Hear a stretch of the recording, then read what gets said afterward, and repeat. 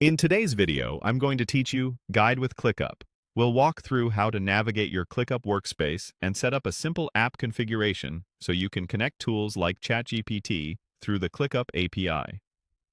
By the end, you'll know exactly where to click, what each option means, and a few best practices to keep everything clean and secure. Start by opening ClickUp and heading to your inbox. The inbox is a handy place to begin because it's consistent across workspaces and easy to find. Make sure you're in the correct workspace for this setup. If you have more than one, use the workspace switcher at the top or side of the interface and pick the workspace where you want the integration to live. This helps avoid creating apps in the wrong environment. Next, open Settings. Depending on your layout and permissions, you'll find settings either in the sidebar or under your profile or workspace menu. If you don't see settings, you may need admin rights or to ask a workspace owner to assist. Settings is where all organization-level controls live, so it's the right place for API configuration. Inside Settings, look for the ClickUp API section.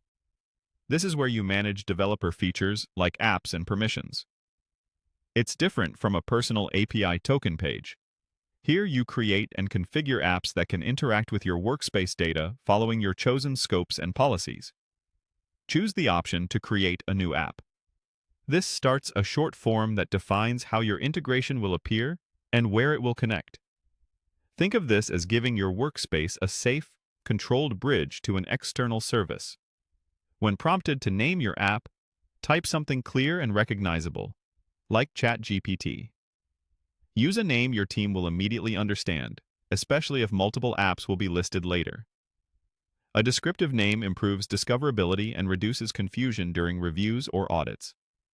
You'll then be asked to provide a URL for ChatGPT or the endpoint your integration uses.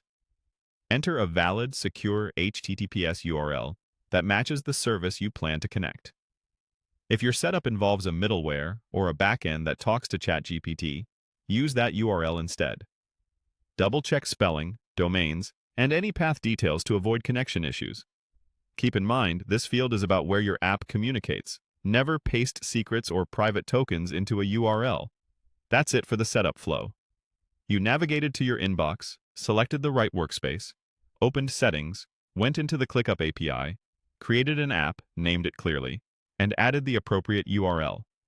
From here, follow your organization's guidelines for testing and access, and always keep credentials safe and out of public places.